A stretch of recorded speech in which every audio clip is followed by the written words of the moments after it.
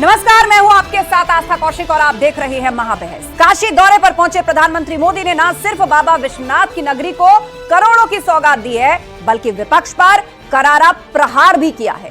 PM Modi ने इशारों में राहुल, अखिलेश और तेजस्वी तक वार करते हुए कहा कि इन लोगों के लिए परिवार का विकास पहले है। उधर अखिलेश यादव ने बीजेपी पर पलटवार किया और कहा कि बीजेपी सिर्फ नाकामी छिपाने की कोशिश में जुटी है। प्रधानमंत्री मोदी का काशी संदेश सिर्फ पूर्वांचल की सियासत ही नहीं बल्कि बिहार के कई जिलों तक असर डालेगा। ऐसे में सवाल यह कि क्या सियासी लड़ाई में family first versus nation first, इसी पर आज की महाबहस है। पहले रिपोर्ट देखिए।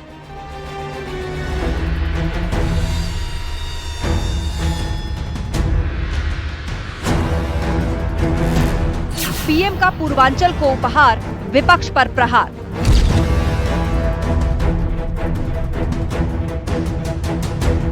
काशी से मोदी की हुंकार, परिवारवाद पर अटैक। काशी अब पूर्वांचल के आर्थिक नक्शे के केंद्र में है। जौने काशी के स्वयं महादेव चलावलन, आज उहे काशी पूर्वांचल के विकास के रथ के खींचत हो। पीएम बोले, विपक्ष को सिर्फ परिवार से मतलब। जो लोग सिर्फ और सिर्फ सत्ता हथियाने के लिए, सत्ता पाने के लिए दिन रात खेल खेलते रहते हैं, उनका सिद्धांत है परिवार का साथ, परिवार का विकास। अखिलेश का पलटवार, संविधान से हो रहा खिलवाड़। ये हमारा संविधान हमारी ढाल है, संविधान हमारा सम्मान है, संविधान हमें पहचान देता है, संविधान हमारा हक अधिकार हमें दिलाता है। उस संविधान पे समय समय पर भारतीय जनता पार्टी चोट पहुंचाती है। योगी का संदेश, दुनिया देख रही नया उत्तर प्रदेश। महाकुंभ की सफलता, उसकी भव्यता और उसकी दिव्यता आदरणीय प्रधानमंत्री जी आपके मार्गदर्शन और नेतृत्व में एक नई ऊंचाई को छूता हुआ दिखाई दिया है। सियासी लड़ाई family first versus nation first.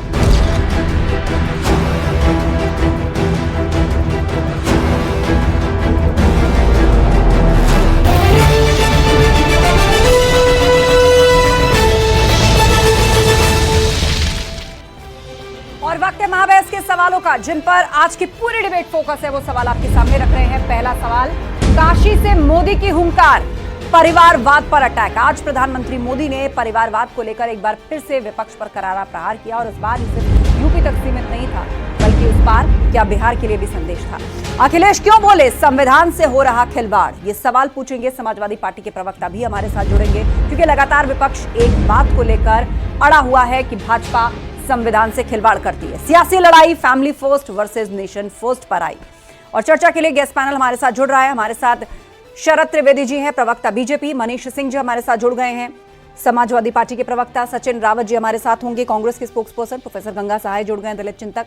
Doctor Paramvir Singh, राजनीतिक विश्लेषक हमारे बीच में। आप सभी मेहमानों का बहुत बहुत स्वागत है। शुरुआत मनीष जी आप ही से कर रहे हैं। आपने भी निश्चित रूप से प्रधानमंत्री मोदी का काशी से संबोधन देखा होगा। कहा यह जा रहा है कि विपक्ष को जिस तरह से घेरा गया है, बात यहां सिर्फ यूपी नहीं बल्कि बिहार में चुनाव है, संदेश बिहार तक है। और घूम फिरकर सवाल यही है कि family first versus nation first, क्या ये इसकी फाइट है? और किस तरह आप जस्टिफाई करेंगे इस चीज को कि क्यों आप पर परिवारवाद का आरोप ना लगता? आस्था जी, गोडसे, गोलवलकर और गुंडों की परिपाटी पर भारतीय जनता पार्टी ने देश की राजनीतिक सामाजिक परिस्थितियों को पूरी तरह से बदल दिया है, सामाजिक सौहार्द बिगाड़ दिया है और सामाजिक जो हमारे देश का ताना बाना था उसको छिन्न भिन्न कर दिया है। प्रधानमंत्री जी ने आज बड़े लंबे चौड़े संबोधन में, आप लोगों ने भी टेलीविजन पर कहा कि 50वीं बार भारत के प्रधानमंत्री जी बनारस की धरती पर पहुंचे हैं। आपने ये नहीं बताया कि चुनाव में 38 बार पहुंचे हैं। 8 बार प्रधानमंत्री जी ऐसे अपने विकास की योजनाओं को लेकर के गए हैं, लेकिन प्रधानमंत्री जी से पूछिए कि उन्हीं के संसदीय क्षेत्र का एक गांव जयापुर, आज सांसद आदर्श ग्राम योजना के तहत प्रधानमंत्री जी ने सभी सांसदों को कहा था कि आप लोग गांवों को गोद लीजिए। प्रधानमंत्री से पूछ लिया होता कि जयापुर गांव जो आज भी सोलर लाइट का मोहताज हो गया है, पानी की सप्लाई नहीं है उस गांव में, पूछिए प्रधानमंत्री जी से कि आईआईटी की जो टॉपर स्टूडेंट थे बीएचयू में, जिस तरह से भारतीय जनता पार्टी के 4 दरिंदों ने उस बच्ची की आबरू नोच ली, आबरू लूट ली, क्या प्रधानमंत्री जी उसी काशी में बोल रहे थे? काशी तो हमारा सांस्कृतिक और आध्यात्मिक धरती है, लेकिन जिस भौतिकवादिता और आधुनिकता की भेंट चढ़ाया जा रहा है हमारी काशी को, काशी अपनी संस्कृति को खोता चला जा रहा है। वही काशी अब समता, शांति और समानता की बात कर रहा है, परिवर्तन की बात कर रहा है। और एक 10 सेकंड लेंगे आस्था जी, 10 सेकंड मात्र, और पूछिए भारतीय जनता पार्टी से कि जो उत्तर प्रदेश में सरकार चल रही है, हमारे ऊपर परिवारवाद का आरोप लगाने वाले प्रधानमंत्री जी, पूछिए संजय निषाद जी से कि क्या वो परिवारवाद की पृष्ठभूमि से नहीं आते हैं? पूछिए संजय निषाद से कि क्या वो परिवारवाद की पृष्ठभूमि से नहीं आते हैं? पूछिए अनुप्रिया पटेल से कि क्या वो परिवारवाद की पृष्ठभूमि से नहीं आते हैं? और पूछिए उन्हीं की कैबिनेट में मिनिस्टर है जयंत चौधरी, किस पृष्ठभूमि से आते हैं? ठीक है, ये दोहरी और इस बीच हमें ज्वाइन कर चुके हैं कांग्रेस प्रवक्ता सचिन रावत जी भी। ठीक है मनीष जी, मैं फिर लौटूंगी, सवाल सचिन रावत जी के पास लिए चलते हैं। सियासी लड़ाई Sachin Rawat ji, family first versus nation first, प्रधानमंत्री मोदी का यह आरोप है। काशी में दिए गए भाषण पर उन्होंने कहा कि उनका सिद्धांत है परिवारवाद और हमारा सिद्धांत है राष्ट्रवाद। देखिए आस्था जी, परिवारवाद की जहां तक बात है और प्रधानमंत्री जी के मुख से परिवारवाद की बात सुनना बड़ा हास्यास्पद लगता है, क्योंकि एक कहावत भी है कि जिनके घर शीशे के होते हैं वो पत्थर नहीं फेंका करते हैं। मेरे पास एक लिस्ट है परिवारवाद की भारतीय जनता पार्टी की, थोड़ी लंबी है, बताने में समय लगेगा, मुझे थोड़ा समय दे दीजिएगा। यशवंत सिन्हा के पुत्र जयंत सिन्हा, 40 सेकंड, उसके बाद फिर दोबारा मंत्री कल्याण सिंह के पुत्र राजवीर सिंह, शरद जी आप सुनते रहिए, राजनाथ सिंह के सुपुत्र पंकज सिंह, वसुंधरा राजे के बेटे दुष्यंत राजे, रमन सिंह के बेटे अखिलेश सिंह, साहिब सिंह वर्मा के बेटे प्रवेश वर्मा, चरती लाल गोयल जी के बेटे विजय लाल, लखीराम अग्रवाल जी के बेटे अमर अग्रवाल, प्रमोद महाजन जी की बेटी पूनम महाजन, गोपीनाथ मुंडे जी की बेटी पंकजा मुंडे, प्रेम कुमार धूमल जी के बेटे अनुराग ठाकुर, वेद प्रकाश गोयल जी के बेटे पीयूष गोयल, और दूसरी एक और लिस्ट है जिसमें जो है परिवारवाद के तमाम नाम थे। और उन नामों में क्या है कि भारतीय जनता पार्टी सिर्फ और सिर्फ एक डिप्लोमेटिक जवाब देती है और डिप्लोमेटिक बातें करती है, क्योंकि परिवारवाद भारतीय जनता पार्टी के अंदर इस तरह हावी है कि वो परिवारवाद में जब भारतीय जनता पार्टी का कोई सांसद चुन के आता है तो वो कैसे भी अपने बेटे के लिए एडजस्टमेंट की राहें तलाशने लगता है। और जब परिवारवाद की बात ये लोग हम पर आरोप लगाते हैं, तब मुझे एक बात और याद आती है कि जब भी कोई डिसीजन मेकर की पॉलिसी होती है तो हमेशा परिवारवाद भारतीय जनता पार्टी के अंदर होता है।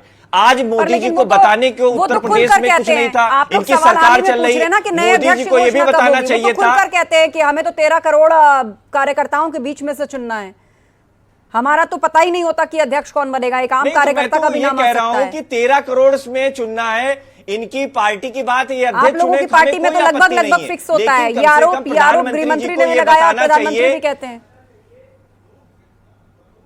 नहीं, मेरा तो बस यही इनसे सवाल है कि प्रधानामंत्री जी आते हैं उत्तर प्रदेश में, ये नहीं बता पाते हैं कि 10 लाख नौकरियां कब हम उत्तर प्रदेश वासियों को देंगे, जो लगातार सुनियोजित अपराध हो रहा है। जिस परिवारवाद को लेकर आप विपक्षी पार्टियों को घेरते हैं, विपक्ष कहता है कि इस मुद्दे को भी आप लोगों ने अपनी तरीके से ट्विस्ट किया हुआ है। जब आपकी पार्टी से नाम गिनाए जाते हैं तब आप इस परिस्थिति को कैसे जस्टिफाई करेंगे? आस्था जी देखिए, कोई भी व्यक्ति लोकतंत्र में अगर चुनाव लड़ सकता है, वो किसी का बेटा है या पिता है या भाई है या बहन है या बेटी है या माँ है, उससे कोई फर्क नहीं पड़ता। अगर आप लोकतंत्र में जीत सकते हैं तो आप बिल्कुल कोई भी पद आप हासिल कर सकते हैं, इसमें कोई गुनाह नहीं है।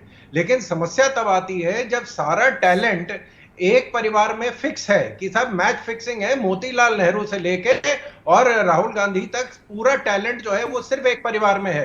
और मैं आपको अभी 50 साल बाद में मैं बता सकता हूं कि अध्यक्ष पार्टी का कौन होगा। समाजवादी पार्टी 92 में बनी थी, पहले माननीय मुलायम सिंह जी थे, उसके बाद अखिलेश यादव हैं। तो मुख्यमंत्री का पद बिल्कुल तय है, क्योंकि जब बच्चा और इनके इमीडिएट फैमिली नहीं, इनके दूर दराज के भी जितने नातेदार रिश्तेदार हैं, विजय लक्ष्मी पंडित और जितने कश्मीरी पंडित हैं, उन सबको कोई भी ऐसा नहीं है, पीएन धर, पीएन हक्सर, सबको कहीं ना कहीं कुछ ना कुछ एडजस्टमेंट हुआ था। बीके नेहरू को एडजस्ट किया गया था, सब एडजस्ट हुए थे। इसी तरह समाजवादी पार्टी के 35 जो इमीडिएट परिवार के जो मेंबर हैं, वो प्रधान से लेके मंत्री तक, चाचा, भतीजे, बांजे, बुआ, बहू जितने हैं, सब के सब टैलेंट जो है वो सीमित है उसी खानदान में, कि उसके बाहर टैलेंट नहीं आ सकता है।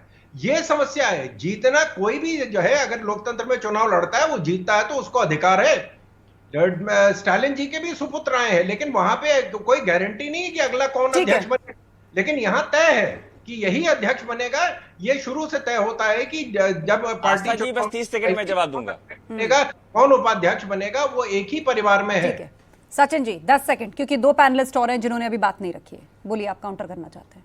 देखिए आस्था जी, अभी भारतीय जनता पार्टी के साथी ने कहा कि जो जनता के बीच जाता है, चुन करके अगर सदन जाता है, तो उस पर परिवारवाद लागू नहीं होता है। तो आप हमें ये बताइए कि आपने 2 तरह की बातें की है, ये सबसे बड़ा सवाल है। मैं स्वीकारता हूं कि परिवारवाद की अगर परिभाषा में आप जनता के सामने जाते हैं और जनता एक्सेप्ट करती है, तो परिवारवाद की बात नहीं होनी चाहिए। लेकिन प्रधानमंत्री जी इस बात को हमेशा क्यों कोट करते हैं, परिवारवाद की बात दूसरी पार्टियों पर, जब इनके यहां पे सांसद के बेटे विधायक बनते हैं, सांसद के बेटे मंत्री बनते हैं, सांसद के बेटे मुख्यमंत्री बनते हैं, मुख्यमंत्री बनते हैं, तब भारतीय जनता पार्टी ये दोगली राजनीति क्यों करती है? या तो आप क्लियर रहिए, या तो आप क्लियर रहिए। कार्डर बेस्ड सिस्टम चलता है। नहीं तो कार्डर बेस्ड सिस्टम तो हम लोगों के यहां भी है।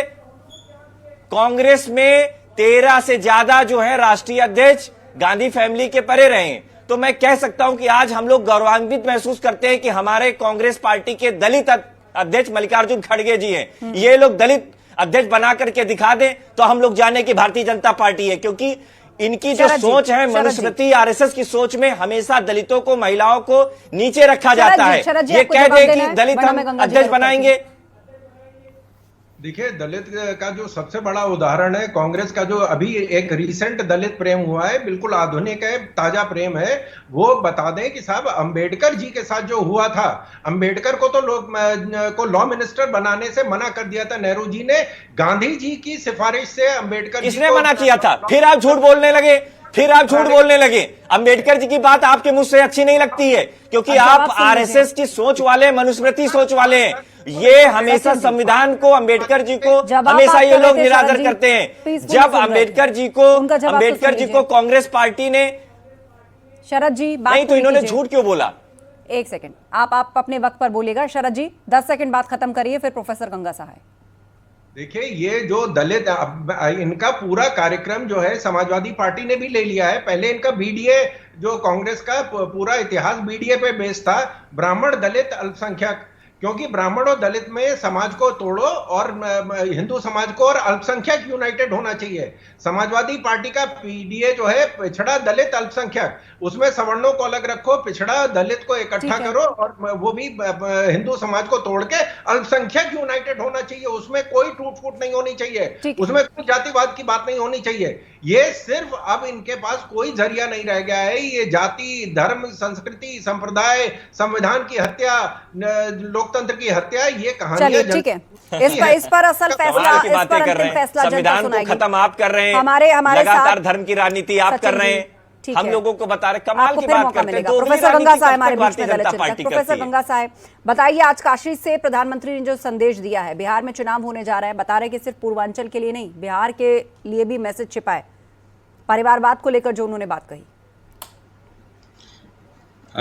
देखिए, उनका पूरा वक्तव्य राजनीतिक था और निश्चित तौर पर चुनाव केंद्रित था, और परिवारवाद को लेकर हमारे साथी सचिन जी ने बड़ी महत्वपूर्ण अच्छी बातें कही हैं, उन पर गौर किया जाना चाहिए। मुझे तो उसमें सबसे शर्मनाक ये लगता है कि एक सांसद ब्रजभूषण शरण सिंह, जिस पर इतने गंभीर आरोप लगे, तो उसके भी बेटे को टिकट दे दिया। इससे बड़ा परिवारवाद और क्या होगा? उसमें तो कम से कम पार्टी को शर्म करनी चाहिए थी और कार्यकर्ताओं को मौका देना चाहिए था। और जब प्रधानमंत्री ने जो वहाँ वक्तव्य दिया है, बेसिकली वो मुद्दों से ध्यान भटकाने के लिए। काशी में आप बात कर रहे हैं तो आपको बात करनी चाहिए थी कि स्वच्छ गंगा मिशन का क्या हुआ। आपने करोड़ों अरबों रुपए खर्च कर दिए, लेकिन गंगा की सफाई क्यों नहीं हो पाई है, क्यों नहीं कर पा रहे हैं? आप करना ही नहीं चाहते। और आप सबका साथ सबका विकास की बात करते हैं, तो वो सबका साथ सबका विकास में क्या अल्पसंख्यक भी शामिल हैं कि नहीं है? क्योंकि काशी में जब आप बात करेंगे और बुनकरों की बात नहीं करेंगे तो ये बहुत ही गलत होगा। और बुनकर समुदाय के लिए पर्याप्त सरकारी आप कह सकते हैं समर्थन नहीं मिल पाया है जितना मिलना चाहिए था। और साथ ही साथ आप देखिए कि जब सबका साथ सबका विकास की बात करते हैं तो आप दलितों के लिए क्या कर रहे हैं? उनको हमेशा सफाई कर्मचारी बना के रखेंगे या वो डिसीजन मेकिंग में भी होंगे? ठीक है, वो तो डिसीजन मेकिंग में डॉक्टर परमवीर सिंह। कि मैं सभी लोगों को सुन रहा था, सभी लोगों ने एक बात तो देखिए माने ना माने मान ली है कि परिवारवाद जो है राजनीति के लिए खतरा होता है। बीजेपी की तो पिच लाइन रही है, लेकिन कांग्रेस पार्टी भी और समाजवादी पार्टी भी कही रहे हैं, उन्होंने बीजेपी का परिवारवाद गिनाया है, तो मान तो रहे हैं ना कि बुरी चीज है यहाँ पर। लेकिन समस्या क्या हो रही है यहाँ पर कि मेरे दाग तेरे से कम है, तेरे दाग ज्यादा गाढ़े हैं, मेरे दाग कम गाढ़े हैं की जा रही है। अगर हम परिवारवाद की बात करते हैं तो परिवारवाद बात तो सब देखिए कंपनीज में भी ठीक नहीं होता है। अगर हम देखते हैं तमाम, अभी टाटा का इंसिडेंट हुआ था, टाटा के बाद भी वो कंपनी का कितनी जगह बाइफरकेट होकर काम कर रही है। जब कोई डॉक्टर्स, बड़े बड़े डॉक्टर्स होते हैं, मैं नाम नहीं टीवी की डिबेट में लूंगा, उनके हॉस्पिटल में भी केवल एक डॉक्टर का नाम चल रहा होता है, बहुत बड़ी कंपनी है, लेकिन डॉक्टर्स और भी बहुत सारे काम कर रहे होते हैं। तो देखिए ठीक नहीं है। अंग्रेजी की कहावत होती है, when the wind of change blow people build walls and others build windmills. अभी इस समय जो बयार पूरी बह रही है ना, ये परिवारवाद के खिलाफ है। अभी बात करते हैं समाजवादी पार्टी को छोड़िए, बीजेपी को छोड़िए, अगर हम पत्रकार लोग हैं, हमें मालूम होता है बीजेपी के अंदर कब किसकी कुर्सी छिन जाएगी किसी को नहीं पता होता है। अभी के अन्नामलाई तमिलनाडु में कितने बड़े कद के व्यक्ति थे, उनको माना जा रहा था कि साउथ के अंदर बीजेपी को अगर किसी ने जमाया है तो के अन्नामलाई थे, लेकिन वो बीजेपी के प्रदेश अध्यक्ष तमिलनाडु में नहीं रहने वाले, ऐसे माना जा रहा है कि उन्होंने नॉमिनेशन नहीं किया है अपना। किसी और पार्टी में संभव है क्या ऐसा? या अगर अभी इस समय राहुल गांधी जी के पास तो कोई संगठन का पद मैं नहीं समझता कुछ है ऐसा, लेकिन संगठन तो इर्द गिर्द उन्हीं के घूमता है यहाँ पर। और अगर थोड़ी सी हिस्ट्री में भी चले जाते हैं, आरएसएस को पानी पी पी पर गाली देने के उसे बहुत लोगों ने अपने राजनीतिक करियर बना लिए, लेकिन आरएसएस लगातार ग्रोथ कर रहा है। मैं बताता हूँ क्यों ग्रोथ कर रहा है। आरएसएस की नकल कांग्रेस ने भी की थी। कांग्रेस के अंदर आज भी एक घटक होता है जिसको कहते हैं कांग्रेस सेवा दल। उन्होंने यही बनाया था समाज राजनीति के अलावा बाकी सब काम करेंगे। वो कांग्रेस सेवा दल बनाया गया था, लेकिन कांग्रेस सेवा दल का नाम भी शायद मेरे ख्याल से किताबों के बीच में ही रह गया, क्योंकि असल क्या है कि सत्ता के ऊपर काबिल रहना है, जनता सरोकार बना रहा है, जनता की सेवा करना, ये ठीक है। सचिन जी, उसके बाद मनीष जी। देखिए, मुझे लगता है कि अभी जो हमारे वक्ता साथी बात कर रहे थे कांग्रेस पार्टी की, कांग्रेस पार्टी का जो सेवा दल है वो पूरे देश में हर उस मुहिम में नजर आता है जब जरूरत होती है देश को। जब कोरोना काल में प्रधानमंत्री जी ने पूरे देश में लॉकडाउन किया था बिना अनियमितता के, देखा होगा कि आपने सेवा दल के अरे पूरी बात आ जाएगी भैया, आपने अगर सवाल उठाया है तो बात आ जाने दीजिए। मैं जानबूझ के सेवा दल के साथियों ने ऑक्सीजन सिलेंडर मुहैया कराया, खाना मुहैया कराया पूरे देश में। हो सकता है आपके पास जो चश्मा हो भारतीय जनता पार्टी के द्वारा दिया गया हो, अगर आपके द्वारा, फिर वही बात, आप जो चश्मा लगाते हो वो भारतीय जनता पार्टी का हो, इसलिए आपको सेवा दल और कांग्रेस पार्टी में हमेशा खामियां नजर आती हैं। उतार करके देखिए कि कांग्रेस पार्टी हर मुद्दे पर सरकार के खिलाफ लड़ती हुई नजर आती है, सदन हो या सड़क, लेकिन उस पर बात नहीं आई। आप लोग सवाल उठा रहे थे, आरएसएस का क्या योगदान था आजादी में? आरएसएस का क्या योगदान था आजादी में? आजादी, आप बताइए, आरएसएस का क्या योगदान था आजादी में? बताइए ना, क्या योगदान था? ये लोग चिट्ठी लिखते थे, माफी मांगते थे, माफी की बात आप करते, कमाल की बात है। कहा जा रहा है किसके लिए फैमिली फर्स्ट है, किसके लिए नेशन फर्स्ट है, इस पर बहस चल रही है। उसमें जवाब नहीं सुनते, उसके लिए तर्क दीजिए। जैसे प्रधानमंत्री जी हमेशा जो असल मुद्दे उनसे ध्यान भटकाने की बातें करते, वैसे ये लोग भी करते हैं। अरे कम से कम इतनी महत्वपूर्ण चर्चा हो रही, बनारस से प्रधानमंत्री जी का संवाद हुआ है, कम से कम उत्तर प्रदेश वासियों को पता होना चाहिए कि प्रधानमंत्री जी ने बोला क्या। उसमें बोला यही सिर्फ परिवारवाद की बात, ना रोजगार की बात आई, ना महंगाई की बात आई, ना यहाँ पर कानून व्यवस्था की बात आई। जो लगातार जो भ्रष्टाचार हो रहा है अधिकारियों के सह मंत्रियों के द्वारा, उस पर कोई बात नहीं है, होता है, पढ़ना भी कोई बात नहीं होगी। डिबेट के भी ग्रुप होते हैं, डिबेट में केवल आप नहीं बोलेंगे, हम आपके गुलाम नहीं है। अरे आप चलिए ठीक है, आप दोनों को रोकिए, एक दूसरे पर आरोप पढ़ना होता है। आप दोनों रुकिए। मनीष जी नहीं, कमाल की बात है, ये सवाल उठा रहे हैं एक ये सेकंड सवाल नहीं, उठा एक रहे हैं। दूसरे पर पर्सनल कांग्रेस आक्षेप पार्टी का अधिकृत प्रवक्ता पर्सनल किया जाए? आक्षेप आपकी अपनी तरीके तैयारी या से अपने किसी तर्क दीजिए किसी के और अपने दया वक्त पात्र में पे बोलिए, नहीं बस आया इतना ही हूं। करना है। ठीक है कांग्रेस पार्टी का सचिन जी, अधिकृत सचिन जी प्रवक्ता काम हूं। डाउन, आप लोग दया पात्र मनीष जी पे आ बोलिए। सकते हैं। ठीक है, कांग्रेस पार्टी का अधिकृत प्रवक्ता हूं, ठीक ये है। बताएंगे पढ़ के आना चाहिए नहीं आना चाहिए। शांत रहिए ना, आप मैं अपने वक्त मैं पर बोलिएगा। कॉन्स्टिट्यूशन का नहीं, कोई अधिकृत किसी के प्रवक्ता नॉलेज हूं, को मेरे चैलेंज पास नहीं करेगा, अपने अपने तर्क नहीं दीजिए है। और अपने मेरे समय में बात बोलिए। रखने की आजादी शांत है, रहिए, मुझे परमवीर देता जी, है। सचिन जी दोनों। मनीष जी बोलिए।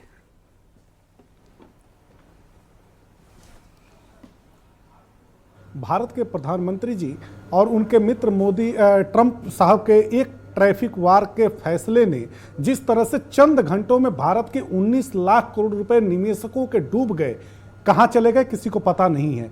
आज हमारा देश जिस कंगाली की हालत में धीरे धीरे पहुंचता जा रहा है, जो सब्जबाग दिखाया जा रहा है, ये ढोकोसला है, ढोंग और पाखंड है। 255 लाख करोड़ से ऊपर रुपए भारत पर कर्जा हो गया। 400 रुपए का मिलने वाला गैस सिलेंडर आज आपका 900 रुपए पर पहुंच गया। जो सब्सिडी वाला गैस सिलेंडर है, वैसे तो बाजार में 1200 रुपए का सिलेंडर मिल रहा है। पूछिए भारत के प्रधानमंत्री जी से कि हमारे तेल की कीमतें बेतहाशा बढ़ती चली जा रही हैं। आखिर भारत के प्रधानमंत्री जी, देश में जो अन्य राज्यों में सरकारें हैं भारतीय जनता पार्टी की, पूछिए कि सरकारी नौकरियां अपने बजटों में क्यों नहीं लेकर के आ रहे हैं। आज भारत के प्रधानमंत्री जी बहुत बड़ी बड़ी बातें किए, लेकिन उत्तर प्रदेश और देश के नौजवान जिस तरह से बेरोजगार हो रहे हैं, हिंदुस्तान के 6 लाख ग्राम सभाओं में अगर सालाना भारत के प्रधानमंत्री जी ने एक एक गांव से एक एक नौजवान को नौकरी दिया होता तो 66 लाख नौकरी दी होती। लेकिन भारत के प्रधानमंत्री जी ने दिल्ली के विज्ञान भवन में क्या कहा कि हमने इन 11 वर्षों में 10 लाख नौजवानों को नौकरी दिया। अब आप सोचिए कि जिस देश में सरकारी नौकरी नौजवानों को नहीं मिलेगा, पेंशन नहीं मिलेगा कर्मचारियों को, इस तरह से बेतहाशा महंगाई बढ़ती चली जाएगी, व्यापारियों को जीएसटी के मार से उनके पूरे व्यापार डमाडोल होते चले जाएंगे। आखिर हमारा हिंदुस्तान कहां जाएगा? ठीक हमारा है हिंदुस्तान एक व्यवहारिक देश है। इस पर जवाब पूछ लेते हैं शरद जी। एक बात जरूर पूछिएगा कि आखिर महिलाओं की आबरू क्यों नहीं बच रही है, ठीक है, व्यापारियों का शरद जी व्यापार बोलिए। क्यों नहीं बच रहा है, और नौजवानों को सरकारी नौकरी क्यों नहीं मिल रही है? ठीक है, बोलिए। जी, ना माननीय प्रधानमंत्री जी ने, न पार्टी अध्यक्ष ने, न उत्तर प्रदेश के मुख्यमंत्री ने, न किसी कार्यकर्ता ने आज तक इतिहास में नहीं कहा है कि हम सरकारी नौकरियां देंगे। हमने कहा था नौकरियां मिलेंगी और नौकरियों के लिए इंतजाम किया जाएगा। 33 लाख करोड़ जो अरे कैसी बात कर रहे हैं शरद त्रिवेदी जी, इतने बड़े चैनल पर बैठ करके अगर इतनी बेशर्म बात करेंगे भारत के प्रधानमंत्री। आप लोग एक वक्त में बोलेंगे, ऑडियो डाउन हो जाता है, ऑटोमेटिक ऑडियो दब जाता है। आप दो 3 लोग एक साथ बोलेंगे। लेकिन ये शरद त्रिवेदी से पूछिए। ठीक है, आपने पूछा ना, आप उनको बोलने दीजिए, आपका भी ऑडियो क्लैश हो जाएगा इस तरीके से। शरद जी पूरा कीजिए बात। आस्था जी, हमने कहा था कि हम इस तरह का डेवलपमेंट करेंगे कि लोगों को नौकरियां मिलेंगी। जब हमारी सरकार आई थी 2014 में तो 13 करोड़ लोगों को जो ईपीएफ में उनका रजिस्ट्रेशन था, आज 30 करोड़ लोगों का ईपीएफ में रजिस्ट्रेशन हो गया है। तो ये रजिस्ट्रेशन तभी होता है जब नौकरी होती है। और दूसरी चीज ये है कि जिस तरह का विकास का कार्य हुआ, उत्तर प्रदेश का बजट जो हमको दिया गया था वो 3 लाख करोड़ का था। 70 साल में उत्तर प्रदेश 60 साल में 3 लाख करोड़ तक पहुंचा था, और हमारी जब पार्टी आई है उसने 8 साल में बजट 7 लाख करोड़ का कर दिया है।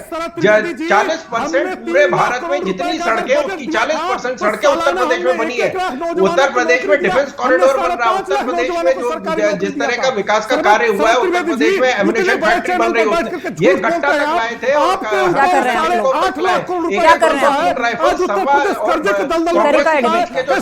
लास्ट 3 मिनट का वक्त है। लग पाई। जो डबल इंजन की सरकार है, जमीन अलॉट हो गई, फैक्ट्री लग गई, वहां बनना शुरू हो गया। तो जो वहां कानपुर में एम्यूनिशन की फैक्ट्री बननी, वहां गोलियां बन रही है। जो क्रूज मिसाइल उत्तर प्रदेश में बन रही है इनके। और आज से पहले मुझे बता दें मेरे मित्र, मैं उनके बात सिर आंखों पे मैं लेने के तैयार हूं कि पूरे भारत में 850 बिलियन डॉलर से ज्यादा फॉरेन एक्सचेंज रिजर्व निर्यात कब हुआ था?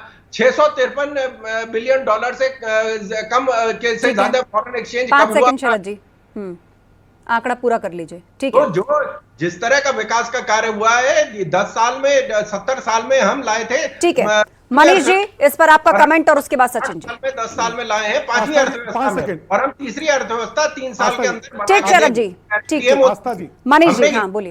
सरकारी नौकरी देंगे, अगर ये सरकारी नौकरी दे सकते हैं तो बोलिए मनीष जी। ठीक है शरद जी, आपने दो बड़े बिंदुओं को रखा है, डेटा कोट किया है आपने कि कब 10 साल पहले क्या इतने बिलियन डॉलर का निर्यात हुआ था। बोलिए मनीष जी।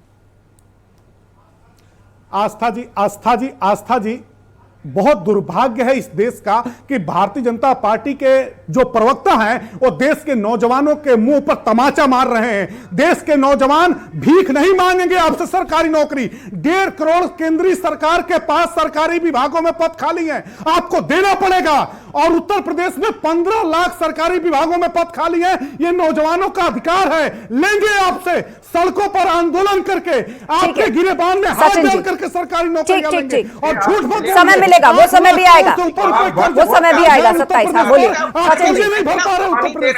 नहीं, यहाँ मत लड़िए, अपनी एनर्जी बचा कर रखिए। हाँ, चुनाव आने दीजिए। सचिन जी। देखिए आस्था जी, या तो शरद जी ने झूठ बोला है या तो इनका संकल्प पत्र झूठ बोल रहा है। इनके संकल्प पत्र में था कि सरकार बनने के 9 महीने के बाद 10 लाख सरकारी नौकरी देंगे। प्रधानमंत्री जी ने 2014 के चुनाव में कहा था कि युवाओं को 2 करोड़ नौकरी देंगे।